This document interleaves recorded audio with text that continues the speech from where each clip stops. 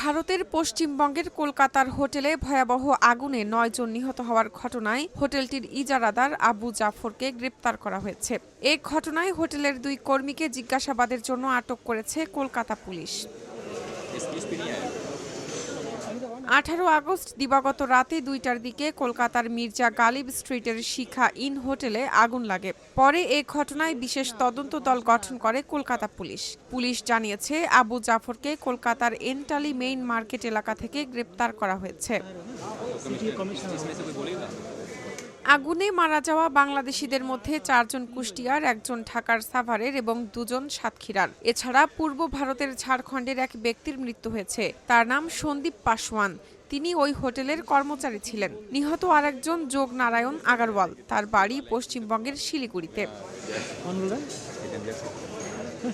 ঘটনাস্থল পরিদর্শন করেছেন পশ্চিমবঙ্গের পুর ও নগরোন্নয়ন মন্ত্রী অগ্নিমিত্রা পাল। তিনি বলেন, কলকাতায় যেসব হোটেল চলছে সেগুলোর বৈধ অনুমতিপত্র ও অগ্নি নিরাপত্তার ছাড়পত্র আছে কিনা তা যাচাই করতে একটি দল গঠনের পরিকল্পনা করছে রাজ্য সরকার।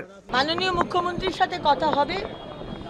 আমরা কেএমসি, ফায়ার, পিডব্লিউডি যারা আছে, পুলিশ, সবাইকে নিয়ে একটা টিম গঠন করে এই চত্বরের মধ্যে, রাদার কেএমসির মধ্যে যারা এই ধরনের হোটেল চালাচ্ছে, এই ধরনের ট্রেড লাইসেন্স আছে না আছে, এগুলো আমরা চলতে দেব না।